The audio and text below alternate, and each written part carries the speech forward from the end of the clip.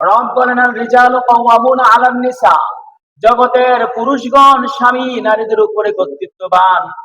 বিমা ফাদ্দালাল্লাহু বা'দাহুম আলা বা'দ, রব্বে কারীম স্বয়ং তাদের কতককে কতকের উপরে শ্রেষ্ঠত্ব দিয়েছেন। স্বামীকে স্ত্রীর উপরে শ্রেষ্ঠত্ব দিয়েছেন এজন্য যে ওয়াবিমা আনফাকু মিন আমওয়ালিহিম, স্বামী হাজব্যান্ড হিসেবে তিনি তার স্ত্রীর জন্য তার সম্পদ ব্যয় করে থাকেন। পরিবার পরিচালনা করতে গিয়ে পরিবারের সদস্যদেরকে খাওয়াতে গিয়ে পড়াতে গিয়ে খরচ বহন করে থাকেন।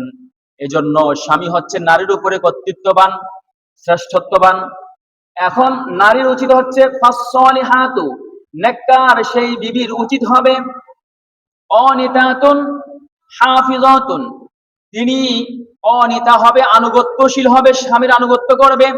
হাফিজাতুল লিল গায়ব, এবং স্বামীর অনুপস্থিতির মধ্যে তার যে নিজের সতীত্ব রয়েছে, ইজ্জত রয়েছে, স্বামী বাসায় নাই, তার ইজ্জতকে সে হেফাজত করবে। বিমা হাফিজাল্লাহ, যেমন ভাবে রব হেফাজত করেছেন, বলে সুবহানাল্লাহ।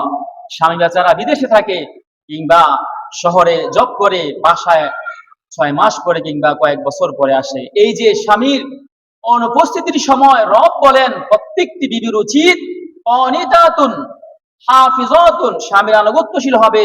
হাফিজাতুল লিল গায়ব, স্বামী অনুপস্থিতির মধ্যে সে তার নিজের সতীত্ব, তার ইজ্জতকে রক্ষা করবে, অন্য কারো কাছে বিলিয়ে দিবে না, বলে সুবহানাল্লাহ। এমন শ্রেষ্ঠত্ব দিয়েছেন রব স্বামীকে, নারীর উপরে স্ত্রীর উপরে অধিকার দিয়েছেন। স্বামীর আনুগত্য করা প্রত্যেকটি বিবির জন্য নামাজ রোজার মতো ইবাদত, বলে সুবহানাল্লাহ। সহিহ ইবনে হিব্বানের মধ্যে হাদিস এসেছে, বিশ্বনবী রাসূলের সাহাবী আব্দুর রহমান ইবনে আউফ রাদিয়াল্লাহু তাআলা আনহু, তিনি হাদিস খানা বর্ণনা করেছেন। তিনি বলেন রাসূল আরবি মুহাম্মদ সাল্লাল্লাহু আলাইহি ওয়াসাল্লাম তিনি বলেছেন, ইযা সাল্লাতিল মারআতু খামসাহা ওয়া সামাত শাহরাহা ওয়া হাফিজাত ফারজাহা ওয়া আতাআত যাওজাহা, এই 4টা বিষয় রয়েছে।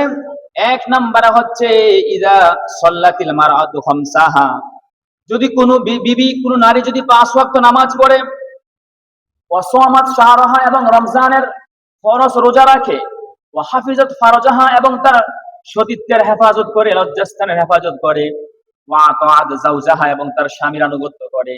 এই 4টা বিষয় যেই নারী করবে, নবীজি বলেন কিলা লাহা, তাকে বলা হবে কিয়ামতের দিন উদখুলিল জান্নাতা মিন আবওয়াবিল জান্নাতি শি'তি, ও নারী, তুমি জান্নাতের যেই দরজা দিয়ে পছন্দ করো সেই দরজা দিয়ে জান্নাতে চলে যাও, বলে সুবহানাল্লাহ।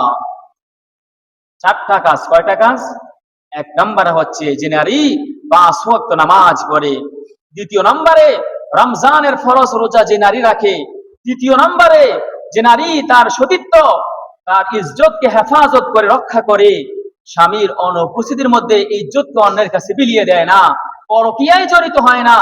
4 নম্বরে যে স্বামী, যে স্ত্রী নারী তার স্বামীর আনুগত্য করবে। এই 4টা কাজ যে করতে পারবে, নবীজি বলেন কিলা লাহা, কিয়ামতের দিন সে নারীকে বলা হবে উদখিলিল জান্নাতা মিন আবওয়াবিল জান্নাহ শি'তি, ও নারী, তুমি জান্নাতের যেই দরজা দিয়ে চাও সেই দরজা দিয়ে জান্নাতে চলে যাও, বলে সুবহানাল্লাহ।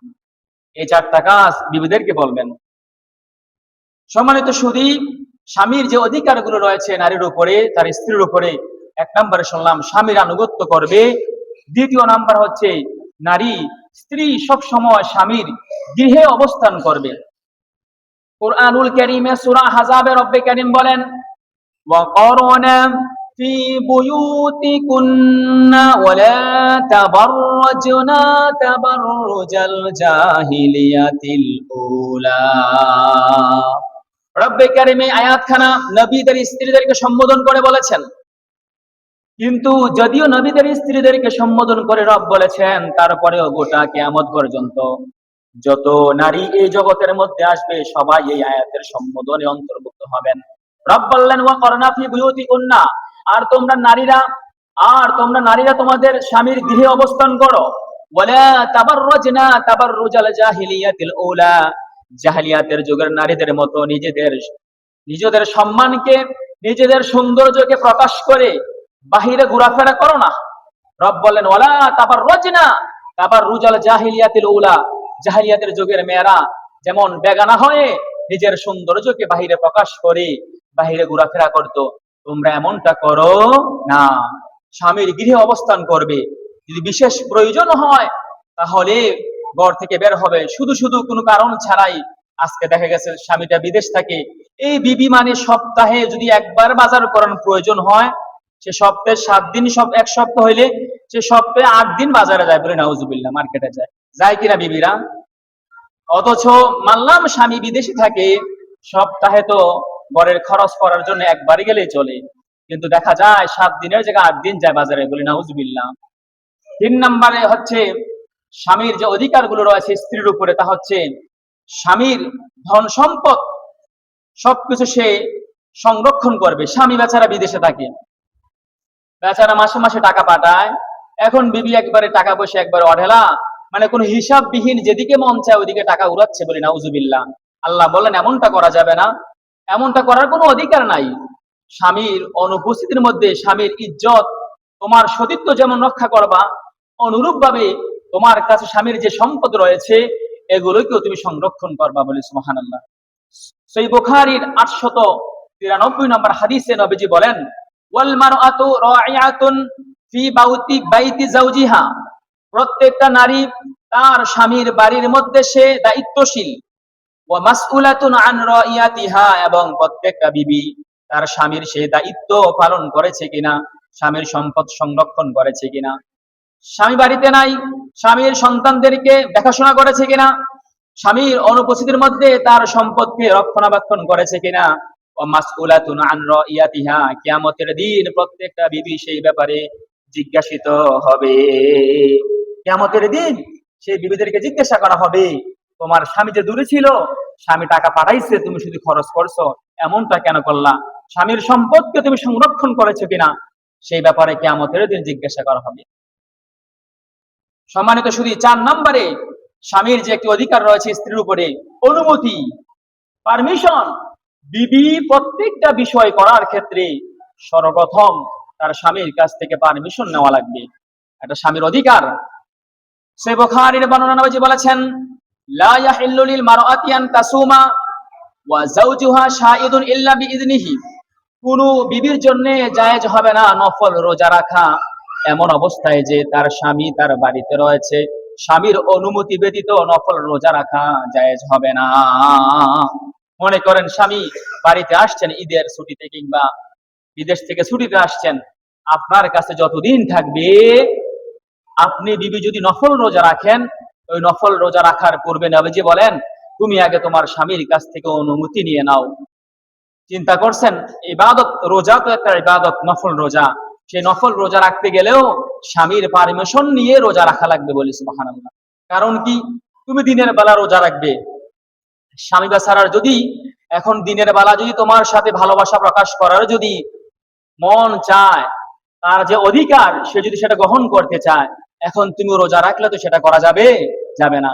তো নবীজি বলেন নফল রোজা রাখলেও এই ক্ষেত্রে স্বামীর অধিকার ক্ষুণ্ণ হবে, নষ্ট হবে, এজন্য স্বামীর কাছ থেকে পারমিশন নেওয়া লাগবে। আপনি বাড়িতে আছেন, আমি কি দিনের বেলা রোজা রাখতে পারবো কিনা, বলি সুবহানাল্লাহ। স্বামীর অধিকার কেমন দেখেন, যেখানে নফল রোজা রাখতে গেলে স্বামীর পারমিশন নেওয়া লাগে, সেই জায়গায় মনে হয় পরকিয়া করলে স্বামীর পারমিশন লাগবে লাগবে। জগতের সমাজের মধ্যে পরকিয়া কম না বেশি? কম না বেশি? আজকে সংসারগুলো ভেঙে যাচ্ছে পরকিয়ার কারণে, বলি নাউজুবিল্লাহ। আজকে আমাদের মা চাচিদের সময় এত অ্যান্ড্রয়েড সেটও ছিল না, এত পরকিয়াও ছিল না, এখন ঘরে ঘরে অ্যান্ড্রয়েড সেট। বেচারা বিদেশে থাকে, উনি তো ডিউটির সময় ডিউটি থাকে, যখন সুযোগ পায় একটু কথা বলে, বাকিটা সময় বিবি মোবাইলে অন্য কারোর সাথে পরকিয়া করে, বলি নাউজুবিল্লাহ, বলি নাউজুবিল্লাহ। যেখানে নফল রোজা স্বামীর অনুমতি ছাড়া রাখা যায় না, স্বামীর হক নষ্টনী হয়ে যায়, সেই জায়গায় বিবি আমার, তুমি যে স্বামীর অধিকার ক্ষুণ্ণ করতেছো, তোমার ভালোবাসা যে নিরেট হালাল ভালোবাসা একমাত্র স্বামী পাওয়ার কথা, সেই ভালোবাসা তুমি অন্য পুরুষের সাথে শেয়ার করতেছো, এটা কি মারাত্মক অপরাধ নয়? আজকে এই পরকিয়া একেবারে মহামারীর মতো হয়ে গেছে। এজন্য স্বামীর অধিকার, পারমিশন, যে কোনো ক্ষেত্রে বিবি স্বামীর পারমিশন ছাড়া এক কদম সামনে দেওয়ার কোনো সুযোগ নেই। নবীজি হাদিসের শেষ অংশে বললেন, ওয়ালা তা'দানা ফি বাইতিহি ইল্লা বিইذনিহি, এবং কোন বিবি তার বেডরুমে, তার বাসায় স্বামীর অনুমতি ব্যতীত অন্য কোন পুরুষকে আসার অনুমতি দিবে না। এখন বলেন তো, দেখা যায় বেচারা দূরে থাকে, বেডরুম শেয়ার করে কিনা, বেড শেয়ার করে কিনা স্বামীকে ছাড়া? বলি নাউজুবিল্লাহ। নবীজি বললেন, ওয়ালা তা'দানা ফি বাইতিহি ইল্লা বিইذনিহি, স্বামীর কোনো পারমিশন ছাড়া অন্য কোন পুরুষকে নিজের ঘরে আসার জন্য অনুমতি দিতে পারবে না। এটা স্বামীর অধিকার।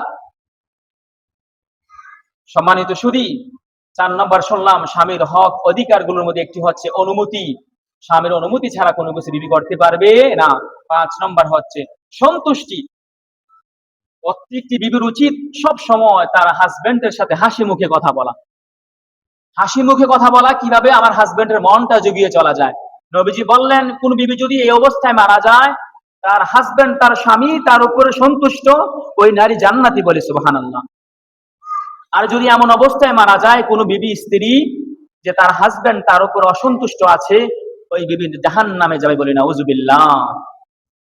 আজকে দেখা যায় মানে বেচারা যখন বাড়িতে আসে, যত পুরাতন কাপড়টা আছে ওই কাপড়টা পরে, আর সে যখন বাড়ি থাকে না, বন্ধুর বাসায় ঘুরতে যায় বিবি, ওইখানে পার্টিতে যায়, ওই অনুষ্ঠানে যায়, যত সাজুগুজু আছে বাহিরের অন্য লোকদেরকে দেখায়, বলে নাউজুবিল্লাহ। আছে কিনা সমাজে? অথচ উচিত তো এমন ছিল, আমার হাজবেন্ড এতদিন পরে আসছে চাকরি থেকে, যত সুন্দর করে সাজা যায়, একেবারে নিজেকে স্মার্ট করে স্বামীর সামনে প্রদর্শন করা, ঠিক কিনা? তাদের কাছে কেমন যেন, মানে স্বামীর কাছে সৌন্দর্য দেখাইলে তাদের কাছে ভালো লাগে না, বাহিরের লোকদের কাছে সৌন্দর্য দেখাইলে ভালো লাগে। এটা শয়তান। শয়তান নিজের অন্তরের মধ্যে এমন অসওয়াসা তৈরি করে যে ভালো জিনিসগুলোকে ভালো লাগে না। স্বামী দেখবে সৌন্দর্য, এটা ভালো লাগার বিষয়, যারা বেগানা পুরুষ অন্য কেউ দেখবে এটা খারাপ লাগার বিষয়, কিন্তু শয়তান ওইগুলোকে এমন মজা ভিতরে লাগায়, বলে নাউজুবিল্লাহ। তাহলে সম্মানিত সুধী, এবার আমরা কয়েকটা উদাহরণ দেখি। দেখেন আগের কালে সালফে সালেহিন যে দিনদার যে মহিলারা ছিলেন, আগের কালের সালফে সালেহিন যারা দিনদার মহিলারা ছিলেন, তারা স্বামীর প্রতি কেমন আনুগত্যশীল ছিল। হযরত আউফ আশ-শাইবানী রাহিমাহুল্লাহ একজন বড় ইমাম আলেম ছিলেন। উনার স্ত্রী উনার মেয়ের যখন বিয়ে দিলেন, হযরত আউফ আশ-শাইবানী রাহিমাহুল্লাহ, উনার মেয়ের যখন বিয়ে হলো, বিয়ে হওয়ার সময় দেখবেন মেয়ের মা মেয়েকে কিছু নসিহত করে কিনা আমাদের সমাজে, যে জামার বাড়িতে যাওয়ার পরে এভাবে এভাবে চলবা, সুন্দর করে চলবে, শ্বশুর শাশুড়ির খেদমত করবে, বলে কিনা?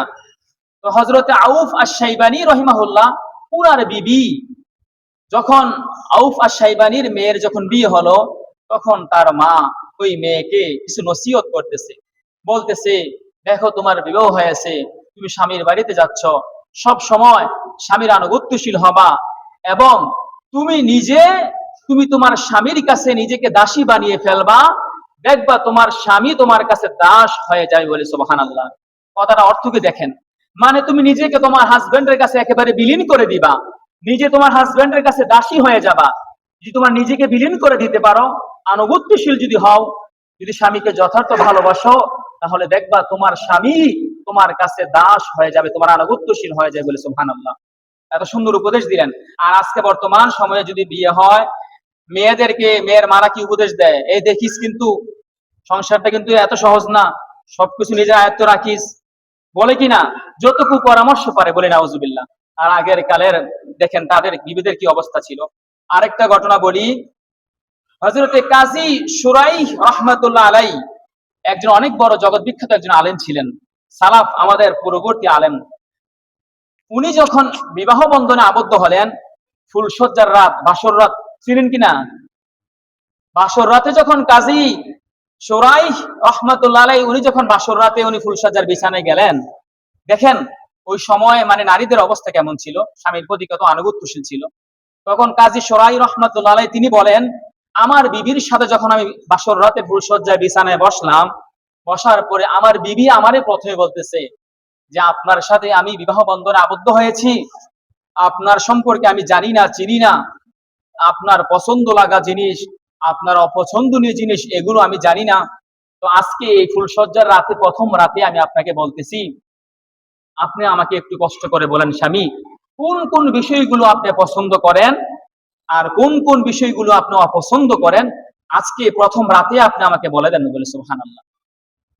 বেচারা স্বামী হযরতে কাজী শরাই রাহমাতুল্লাহ আলাইহি তিনি বলেন, আমি আমার বিবিকে বললাম যে এই এই বিষয়গুলো আমি পছন্দ করি, এই এই বিষয়গুলো আমার কাছে অপছন্দনীয়।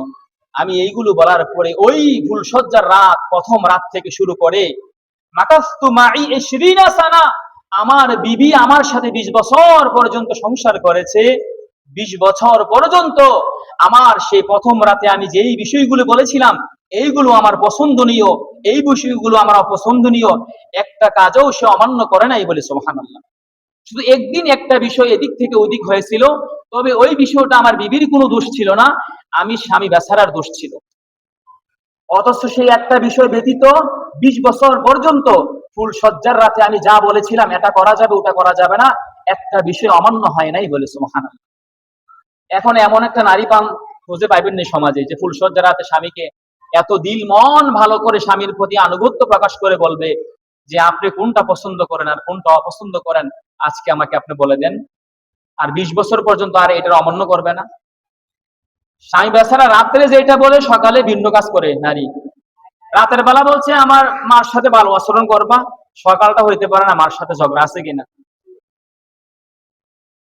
তাহলে সালফে সালহীন পূর্ববর্তী যে আমাদের মহিষী নারীরা যারা ছিলেন তাদের অবস্থা দেখেন।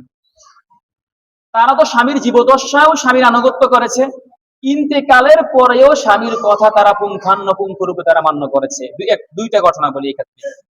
আত-তাবাকাত লিইবনে সাদ, একটা সুপ্রসিদ্ধ একটা আপনার জীবনী গ্রন্থ রয়েছে আত-তাবাকাত, ইমাম ইবনে সাদ তিনি লিখেছেন। আত-তাবাকাতের মধ্যে একটা ঘটনা আসছে, হযরতে আসমা বিনতে উমাইস রাদিয়াল্লাহু তাআলা আনহা। হযরতে আসমা তিনি খলিফা হযরত আবু বকর সিদ্দিক রাদিয়াল্লাহু তাআলা আনহু, ইসলামের প্রথম খলিফা, উনার স্ত্রী ছিলেন, নাম হচ্ছে আসমা। নাম কি?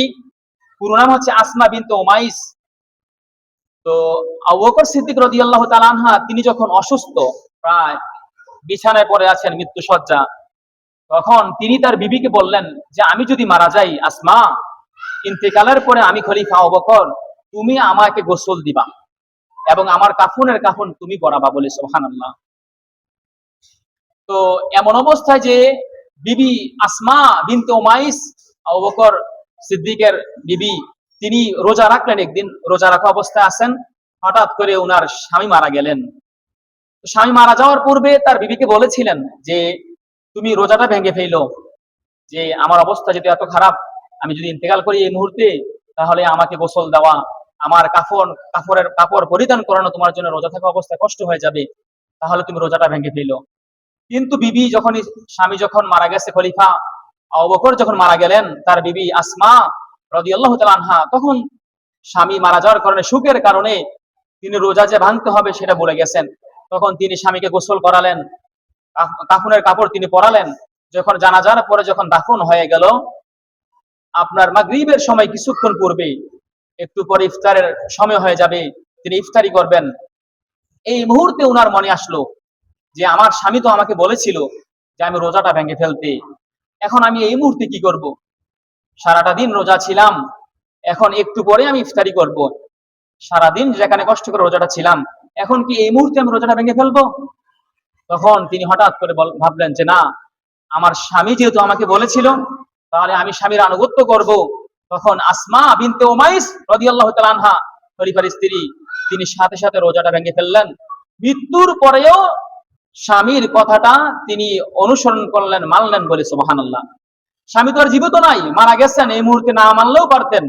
দেখেন তাদের জীবনের অবস্থা কেমন ছিল। খলিফার স্ত্রী আসমা রাদিয়াল্লাহু তাআলা আনহা তিনি রোজাটা ভেঙে ফেললেন, যেহেতু একটু পরে ইফতারি করবেন, রোজা না ভাঙলেও পারতেন। আরেকটি ঘটনা শুনলে অবাক হয়ে যাবেন। আদ-দুররুল মানসুর ফি তাবাকাতি রিবাতিল খুদুর, এটা লেবাননের এক মুসলিম কবি সাহিত্যিক, তার নাম হচ্ছে জাইনাব ফাওয়াজ। জাইনাব ফাওয়াজ, যাকে আরব দেশের নারী জাগরণের অগ্রদূত যাকে বলা হয়, জাইনাব ফাওয়াজ, তিনি একটা গ্রন্থ লিখেছেন, নাম হচ্ছে আদ-দুররুল মানসুর ফি তাবাকাতি রিবাতিল খুদুর। এখানে প্রায় 500 জন মহিয়সী নারীদের জীবনী তিনি এনেছেন।